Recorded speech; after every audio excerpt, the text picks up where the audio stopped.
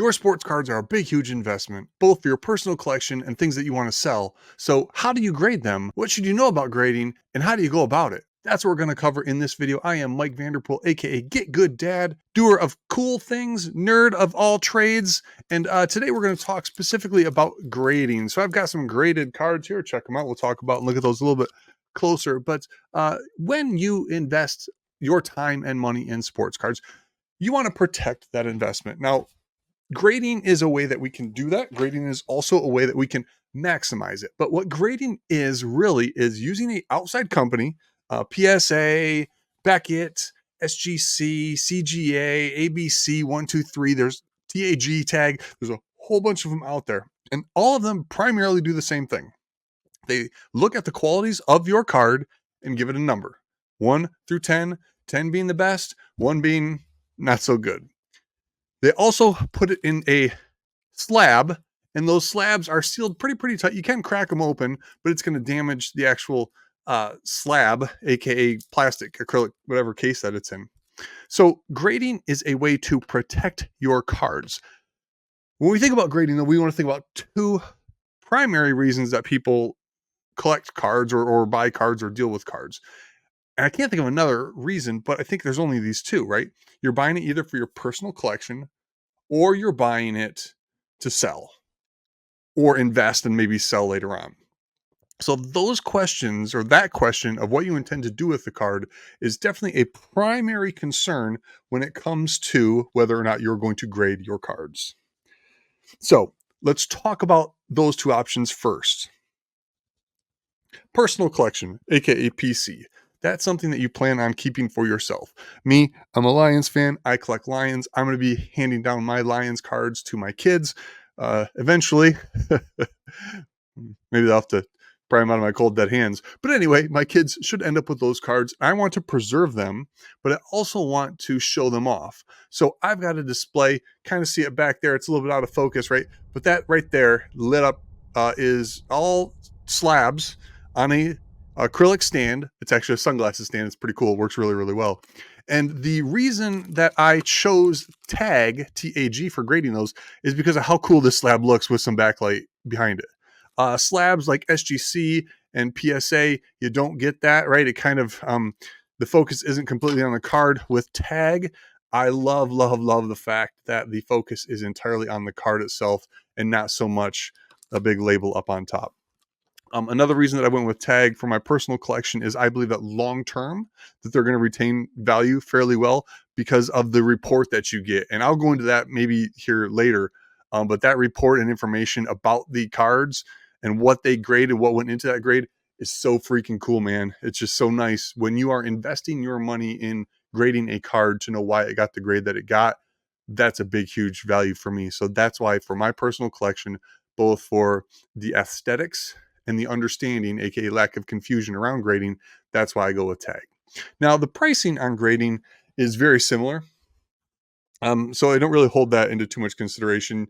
There's a lot of variation, a lot of different specials that they run, stuff like that. We'll save that for another video. I just want this to kind of be an overview. But I have gotten some cards graded from PSA. And those cards from PSA, I get graded from them because I know that the value of PSA slabs is much more consistent, much more reliable than any of the other grading companies. SGC and Beckett, I think, do fairly well. TAG, I don't even know because they're so relatively new to what's going on here. But if you're grading for resale in the short term, I'm going to say that you want to go with PSA. So I have a couple cards here that I got graded from PSA. Unfortunately, they didn't come back as 10s. And I'm going to talk about why I got these graded as investments to talk through maybe some of the stuff when it comes to why you would grade something and invest in something and some type of a little formula or way to think about it. But let's hop back to the PC for one quick second before we get into that, because that'll be the longer part of this video.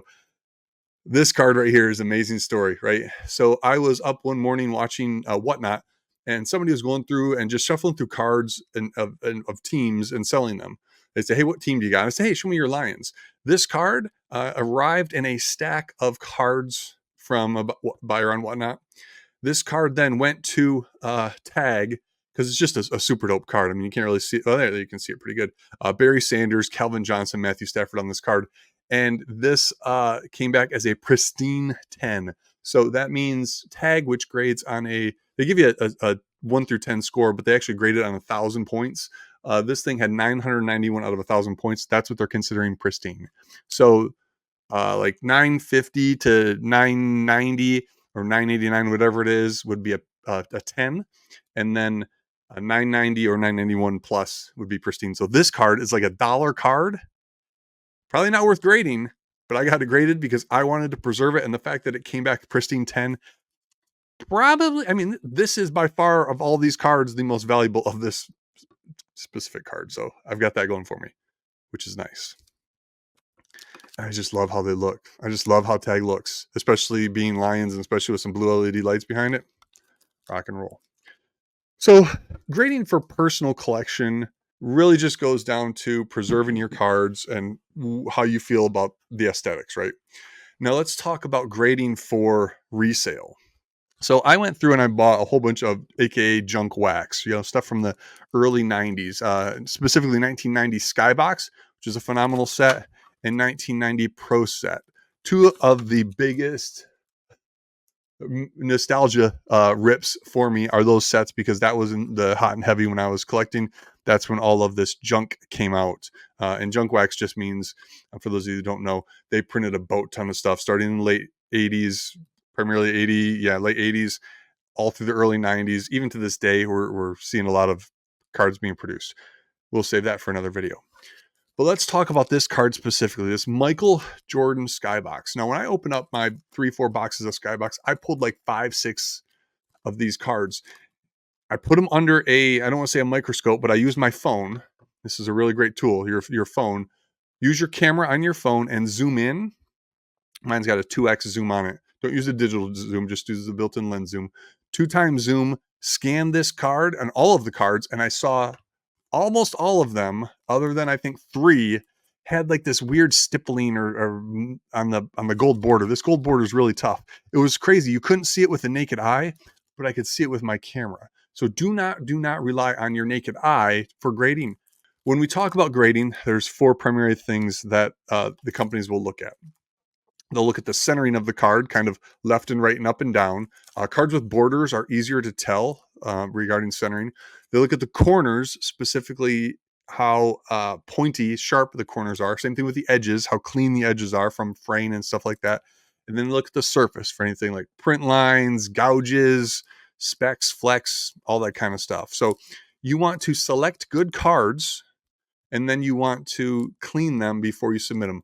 Again, bigger, longer story videos. We're not going to talk too much about that. There's other resources out there. Because I think the easiest part is maybe finding cards to grade. I don't know if that's fair to say. But should you grade cards for investment? That is a big, huge topic of conversation. So these Michael Jordan Skybox cards, of which I got 6 of them, I think 7 of them, sent 3 in for grading. Why did I choose to send this card in specifically? Well, it all had to do with this little bit of an equation that I run in my head. So let's go ahead and we're going to hop over to eBay and let's look at 1990 Michael Jordan Skybox cards. We can see right here, this will be a little bit of a lesson on eBay as well.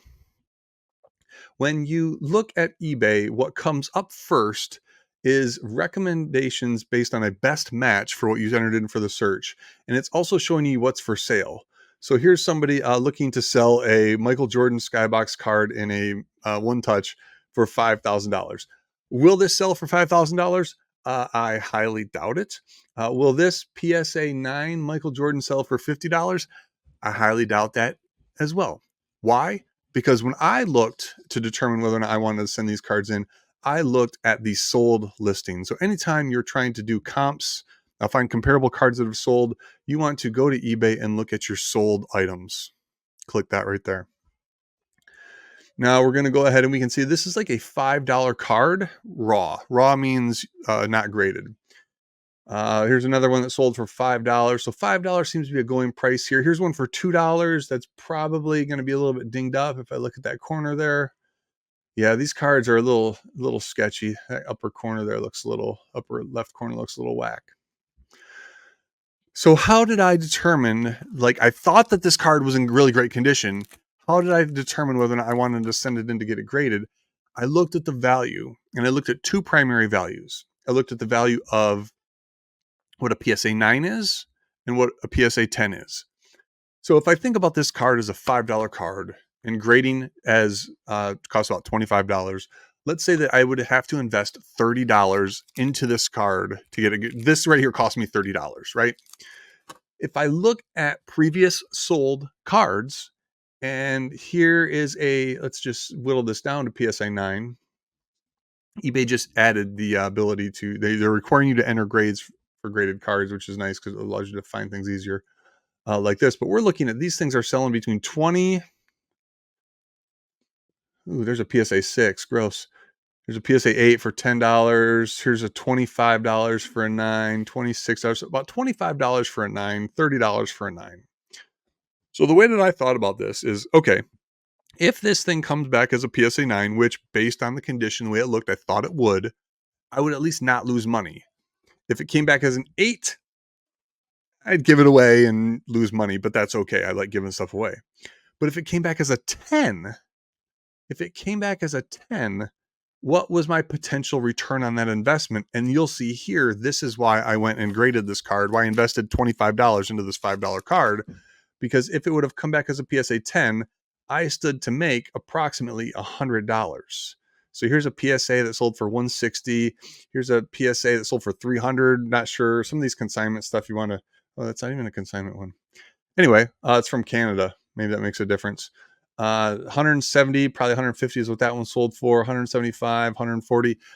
I think you get what I'm saying here. The return on investment, the chance for me to make money getting this graded was there. So that's why I went for it. And I sent in 3. 1 came back as an 8. That's this one. I'm doing a giveaway on it. 2 came back as a 9. I think I gave one away, and I'm going to save one for myself because I don't have that card, and there's a whole bunch of cool nostalgia. Same thing with this Emmitt Smith out of Pro Set 1990. I'm just going to go ahead and, look at that real fast. Pro Set Emmitt Smith as a PSA 9. This card was going to be about a $30 to $35 card. I would have broken even with a 9. If this thing would have come back as a 10, I believe very similar to the Jordan, $200. Yeah, all kinds of good stuff in there. Nice Barry Sanders PSA 10. We'll talk about that later too. So when I determine whether or not I want to get cards graded, I am specifically looking at, is it for my personal collection? If yes, it's going to tag. If it's for investment, I'm going to look and determine whether or not that card has investment potential. Now, these are older cards, right? 1990, long time ago. The value on those isn't going to swing much. So I could be pretty positive this is going to hold up. Where I got into trouble, and I don't think I have it here, it might be somewhere else. You want to be really, really careful with modern, especially baseball modern, because baseball modern and the way prospects works is pretty insane, especially when they get their first rookie card, true rookie card. Great example, James Outman for the Dodgers had a rookie card this year that I got some. I looked at PSA. Holy cow, their PSA 10s were selling for like $100. I sent mine in. By the time they came back, and PSA can take a while. By the time they came back, let's just say they were no longer worth $100. They weren't even worth the cost of grading.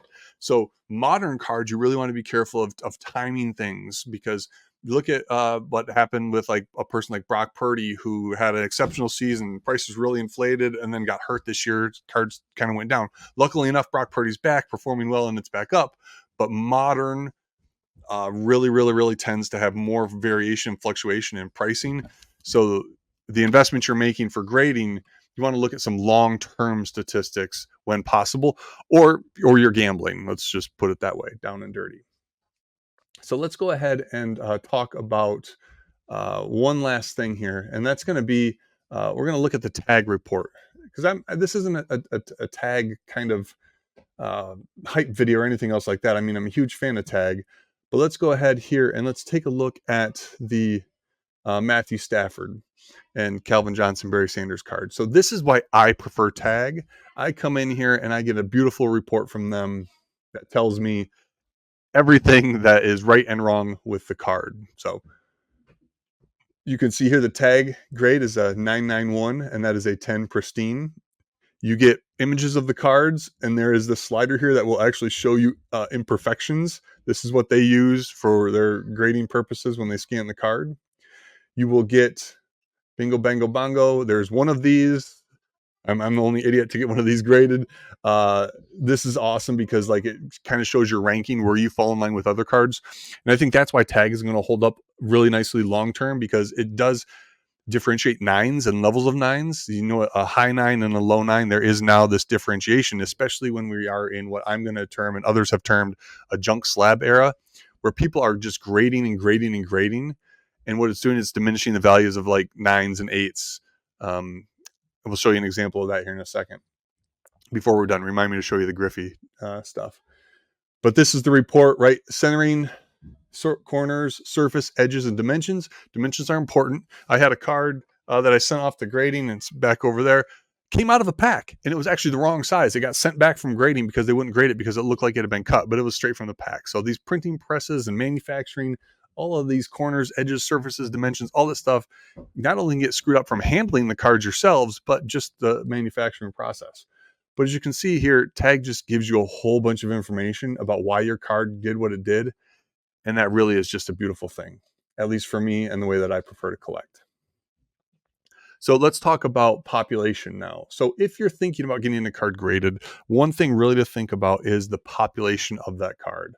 So let's go ahead here and let's look at the, not James Outman, we looked at that the other day, 1989 Ken Griffey, number 1.